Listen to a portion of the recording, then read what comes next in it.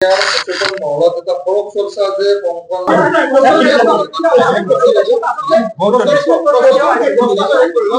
সচেতন মহলত এটা সৰব চৰ্চা কংকন দাসে ইতিমধ্যে ৰঙিয়া কংগ্ৰেছত যোগদান কৰিব অহা ব্যক্তিক বাধা আৰোপ কৰিছে। তেওঁ পইচা লোৱাৰো এটা অভিযোগ আছে। ৩ নম্বৰ কথা, আমি সচেতন মহলৰ অভিযোগ মতে কংকন দাস ভূপেন বৰাৰ কিবা ঘনিষ্ঠ হয়, কিবা সম্পৰ্ক হয় আছে, গতিকে কংকন দাসৰ ওপৰত কোনো ধৰণৰ ব্যৱস্থা নলয়। এই ক্ষেত্ৰত আপুনি এই কথা তেখেতে নহয়, মই কৈছো, মই প্ৰদেশৰ মুখপাত্ৰ হিচাপে কৈছো, আজি এখেতে আহিছে বেলেগ ইছ্যু, কিন্তু কংকন দাসৰ আনা অভিযোগ সম্পূৰ্ণ ভিত্তিহীন আৰু মিছা। কাৰণ কংকন দাসে আজিলৈকে কোনো সাংগঠনিক কামত নিয়োগ কৰা ব্যক্তিৰ পৰা 1 পইচাও লোৱা নাই, এইটো ভিত্তিহীন। এইবিলাক মানে আমাৰ দলত থাকি হয়তো যাৰ পৰা লৈছে তেওঁ দেখোন আমাক সেইটো অস্বীকাৰ কৰিছে, সেইটো অস্বীকাৰ কৰিছে।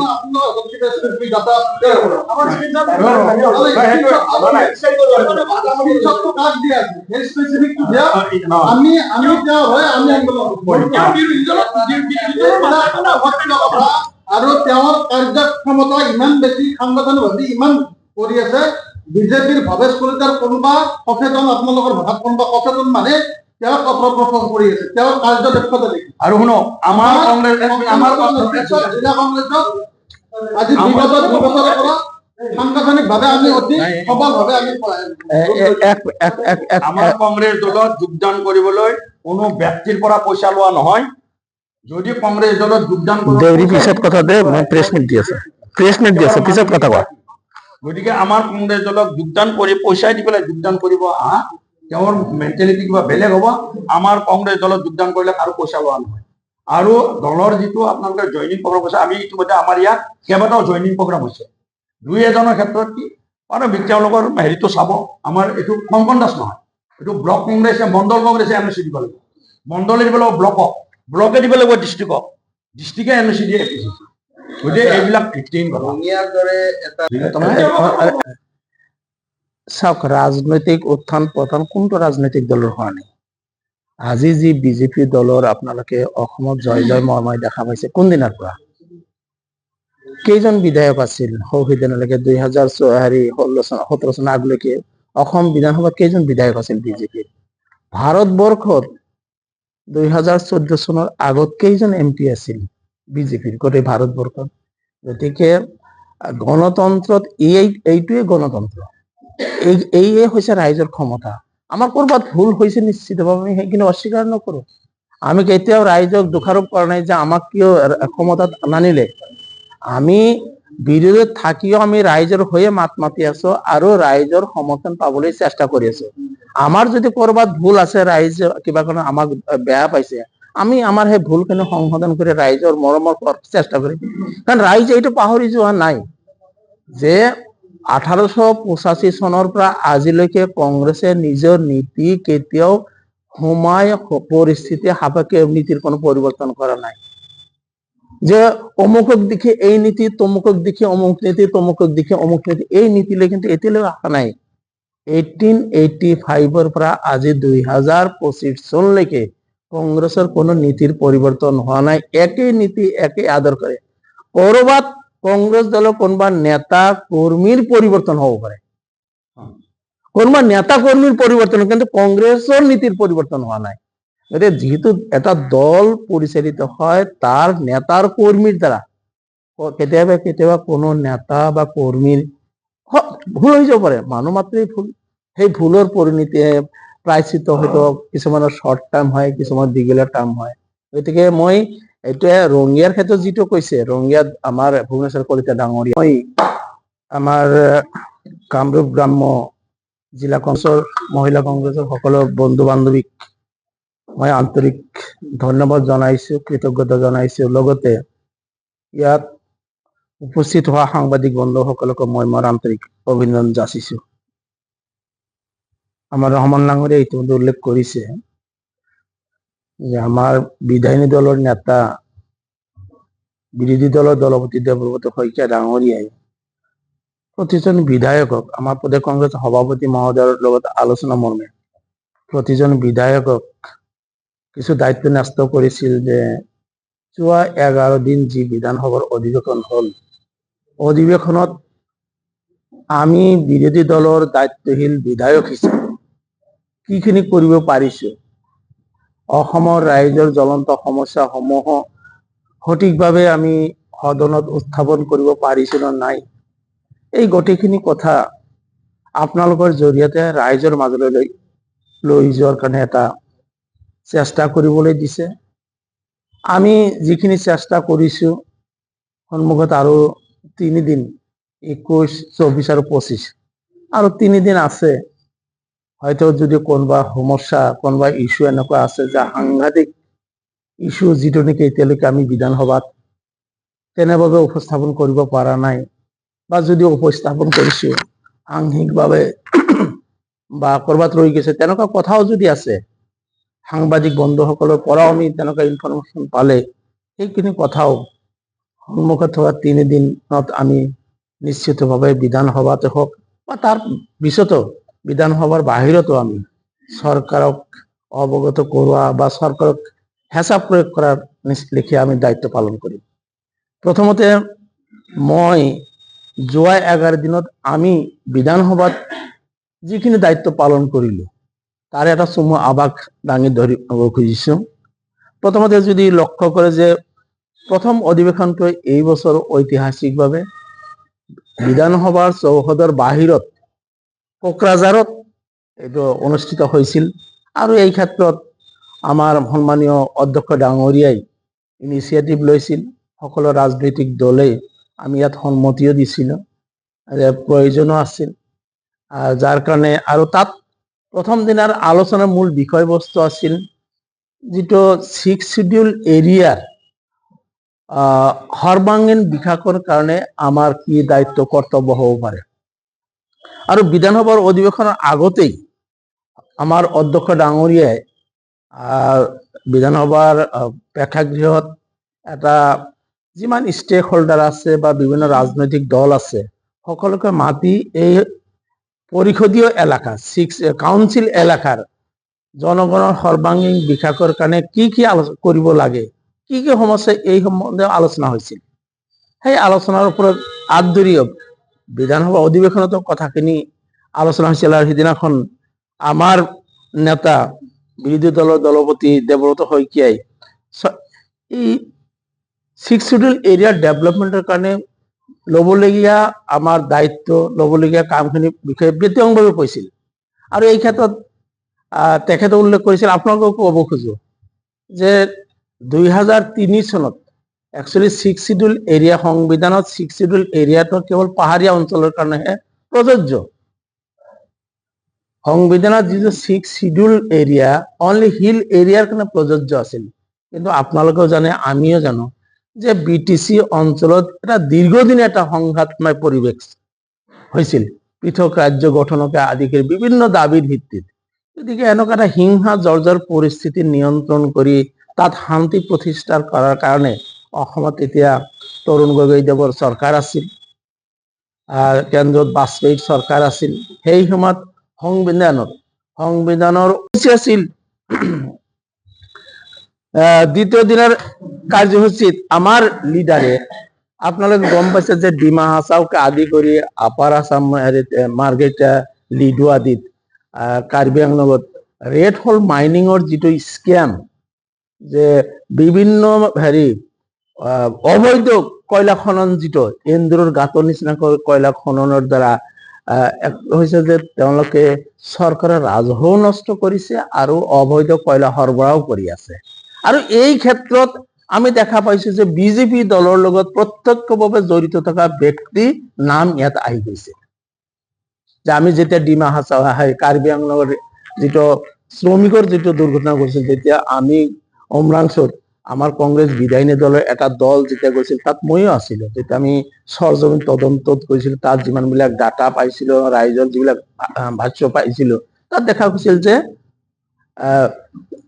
ডিমা হাছাও সাহিত্য পৰিষদৰ লগত জড়িত ব্যক্তি বা তেওঁলোকৰ ফেমিলি মেম্বাৰ বা বিজেপি দলৰ বা বিজেপি চৰকাৰৰ লগত প্ৰত্যক্ষ বা পৰোক্ষভাৱে জড়িত ব্যক্তিসকল এই ৰেড হল মাইনিঙৰ লগত জড়িত, যাৰ কাৰণে আমি ইনকোয়াৰি ডিমান্ডো কৰিছিল। অৱশ্যে চৰকাৰে এজন ৰিটায়াৰ্ড জাজৰ অধীনত সেইটো ইনকোয়াৰি চলি আছে, কিন্তু খুব লেহেমীয়া। আৰু এই গোটেইখিনি কথাই আমাৰ বিধানসভাত আমাৰ বিৰোধী দলৰ দলপতি দেৱব্ৰত শইকীয়াই সজোৰে উত্থাপন কৰে যোৱা 12 তাৰিখৰ 19 তাৰিখৰ দিনাখন।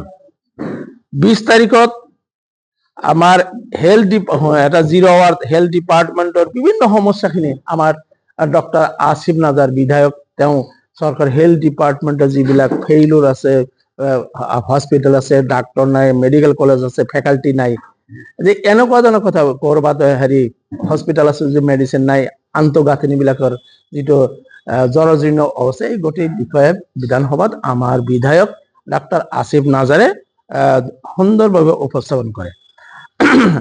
আৰু সেইদিনাই আপোনাৰ 19 তাৰিখৰ আছিল যে দেখা গৈছিল যিটো গভৰ্ণৰ স্পীচ আছিল, সেই গভৰ্ণৰ স্পীচতে দেখা গৈছিল যে গভৰ্ণৰে চৰকাৰৰ প্ৰশংসা কৰি কথাবিলাক কয়, কিন্তু তাতে মই নিজে আৰু আমাৰ নুৰুল হুদা, দিগন্ত বৰ্মা আদিয়ে গভৰ্ণৰ মহামান্য ৰাজ্যপাল গৰাকীৰ ভাষণত যিবিলাক অতিৰঞ্জিত অসত্য কথা কৈছিল বা যিবিলাক কথা কোৱাৰ প্ৰয়োজন আছিল নোকোৱাকৈ থাকিল। জনসাধাৰণৰ যিবিলাক সমস্যা এই মহামান্য ৰাজ্যপালৰ ভাষণত লিপিবদ্ধ হোৱাৰ প্ৰয়োজন আছিল, দেখা গৈছিল যে সেইবিলাক লিপিবদ্ধ নোহোৱাৰ প্ৰতিবাদত আমি কেইবাজনো বিধায়কে আমি সহজৰে এই কথাখিনি উপস্থাপন কৰাত সক্ষম হৈছিলো। 22 তাৰিখ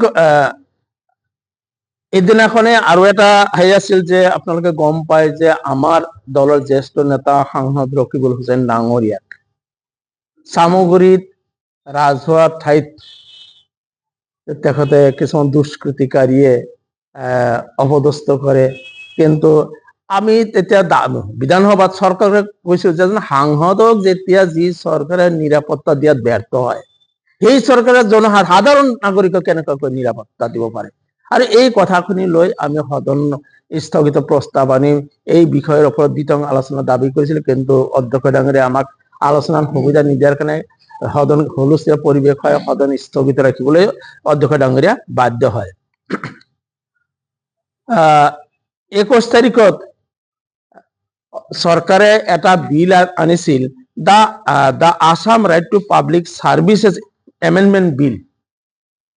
এইটো হৈছে যে কিছুমান মানুহৰ ৰিটায়াৰমেণ্টৰ পিছত যে তেওঁলোকক যে আকৌ যে চাকৰিত দিয়ে, দেখা গৈছিল যে কিছুদিন আগতে কেইবাজন মানুহক নিযুক্তি দিছে, কিন্তু আমি সকলোৱে জানো যে 65 ইয়াৰ্ছ এজলৈকে মানুহ ৰিটায়াৰমেণ্টত যায়, তাৰপিছত চাকৰি কৰিব নোৱাৰে। কিন্তু চৰকাৰে একমাত্ৰ ৰাজনৈতিক উদ্দেশ্য পূৰণৰ কাৰণে এনেকুৱা কিছুমান 3জন ব্যক্তিক এপইণ্টমেণ্ট দিছে, যাৰ স্বাৰ্থত তেওঁলোকৰ এক্সটেনশ্যন দিব পৰাকৈ এটা বিল আনিল মাত্ৰ সেই স্বাৰ্থত।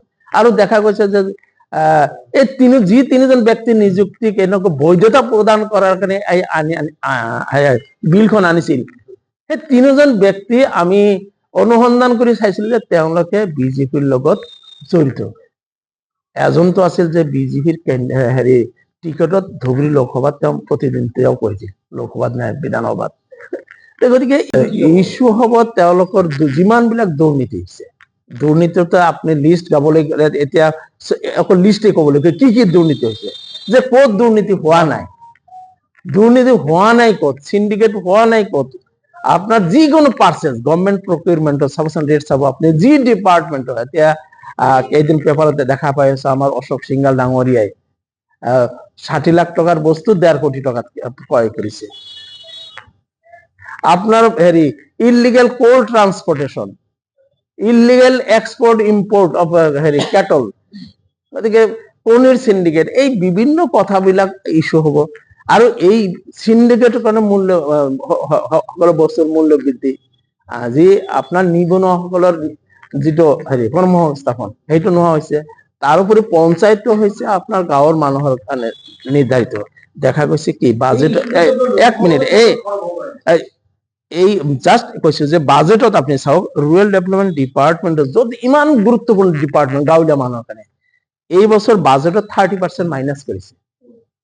বাজেট হ্ৰাস কৰিছে 30%, য'ত নেকি বাজেট ইনক্ৰিজ কৰাৰ কথা আছে, য'ত বাজেট ইনক্ৰিজ কৰাৰ, কাৰণ গাঁও অঞ্চলত আনস্কিল্ড মানুহবিলাক গাঁও অঞ্চলত বসবাস কৰে, আৰ আনস্কিল মানুহৰ কাৰণে এমপ্লয়মেন্ট অপৰচুনিটি খুব কম।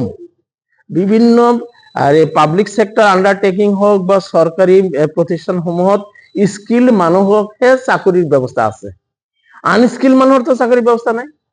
আনস্কিল মানুহবিলাকে বিভিন্ন ডিপার্টমেন্টের ঠিকাদারে কাম করে, তাত সোমাই যায়। আর ম্যাক্সিমাম মানুহ কাম করে MG এনৰেগাৰ অধীনত।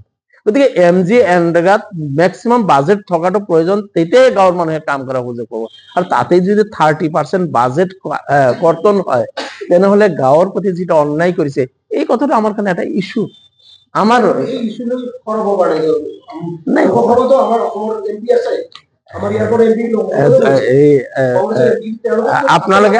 আপোনালোকে হয়তো অস্বীকাৰ কৰিব যে ভাৰতবৰ্ষত, গোটেই ভাৰতবৰ্ষত, আনকি অসমতো দুৰ্ভাগ্যজনকভাৱে আমি মিডিয়াৰ মানুহৰ পৰা যিমান মৰম পাব লাগিছিল আমি এতিয়াও পোৱা নাই। অৱশ্যে বহুত বাঢ়িছে, আমাৰ প্ৰতি মৰম চেনেহটো বাঢ়িছে।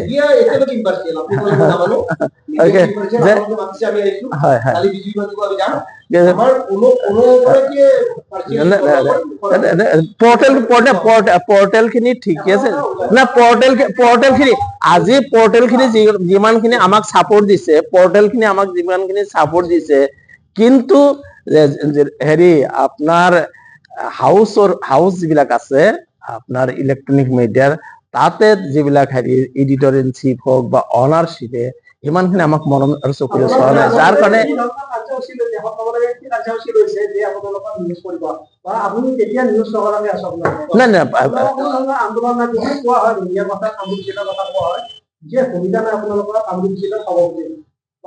এটা গুৰুতৰ অভিযোগ স্থাপন হৈ আছে যে যিসকল লোকে ইয়াতে যোগদান কৰিবলৈ আহে বাধা প্ৰদান কৰা হয়।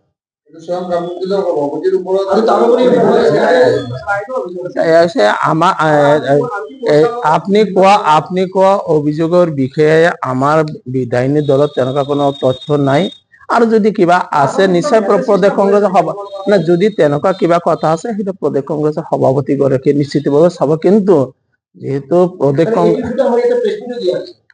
যদি এনেকুৱা কিবা কথা আছে, ধৰক আপোনালোকৰ পৰা মই গম পালো, নিশ্চিতভাৱে মই মোৰ লিডাৰ বিধায়িনী দলৰ নেতাক এই কথাখিনি মই জনাম, তেখেতে আমাৰ সভাপতিৰ লগত নিশ্চিতভাৱে আলোচনা কৰিব। কিন্তু আমাৰ বিধায়িনী দলত আমাৰ কামৰূপ ৰুৰেল ডিচিচি সংক্ৰান্ত বিপক্ষে এনেকুৱা কোনো ধৰণৰ অভিযোগৰ বাতৰি আমাৰ তাত নাই।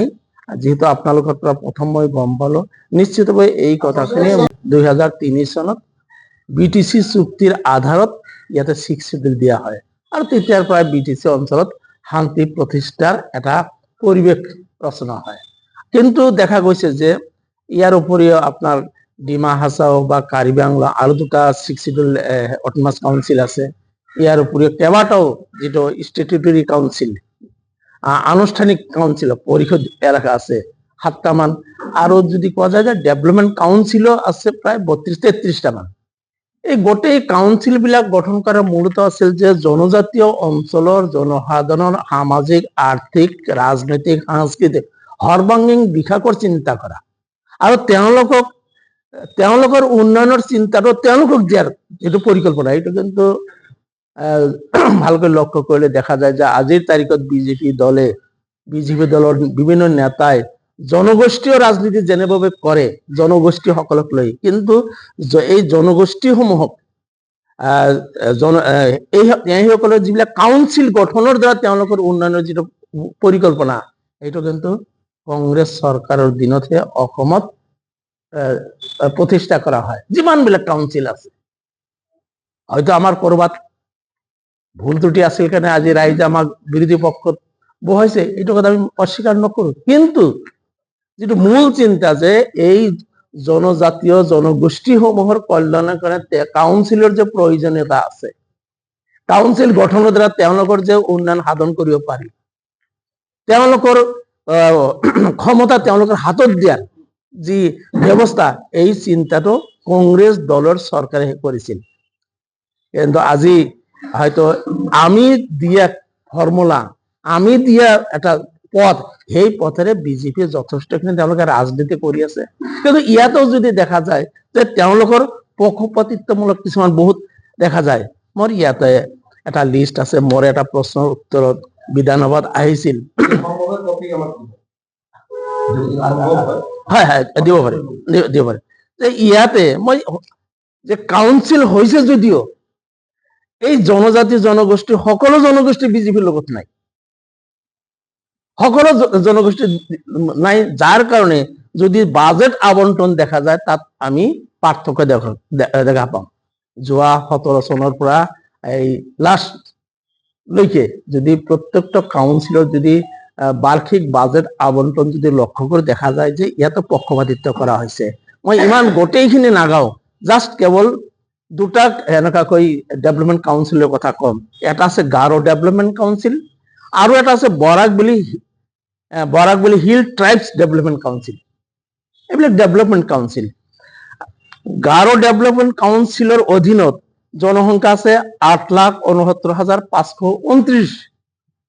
গাৰো ডেভেলপমেণ্ট কাউন্সিলে সামৰি লৈছে 8,69,529 আৰু বৰাক বুলি হিল ট্ৰাইবছ ডেভেলপমেণ্ট কাউন্সিলে সামৰিছে 4,10,000 মাত্ৰ। আৰু চাওক যে সকলো কাউন্সিলকে প্ৰত্যেক বছৰে টকা কম বেছি কেইবা কোটিকৈ দিছে, কিন্তু গাৰো ডেভেলপমেণ্ট কাউন্সিলক যোৱা বছৰবিলাকত কোনো ধৰণৰ পুঁজিৰ আবণ্টন নাই। ইয়াতে চাওক, কোনো ধৰণৰ পুঁজিৰ আবণ্টন দিয়া হোৱা নাই। মাত্ৰ 24-25ত দিছিল কিমান? 33,60,000। হয়ৰাজ যদি কোৱা যায় 4 লাখ 5 লাখ জনসংখ্যাৰো কিছুমান কাউন্সিল আছে, তেওঁলোকক 20 কোটি 30 কোটি দিয়া আছে। 4 লাখ 5 লাখ মই নাম ক'ব খোজা নাই, সেইবিলাক ডাটাই ক'ব যে অসমত যিমান কাউন্সিল আছে প্ৰত্যেকটো জনগোষ্ঠীয় কাউন্সিলত সেই জনগোষ্ঠীৰ জনসংখ্যা আমি গম পাওঁ।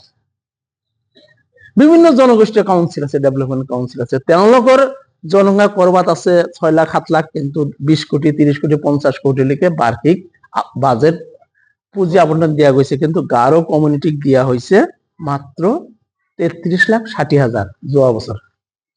বাকী বছৰবিলাকতো নাই। একেই যদি পোৱা যায় যে 9 লাখত দিছে 33 লাখ আৰু 4 লাখ বৰাক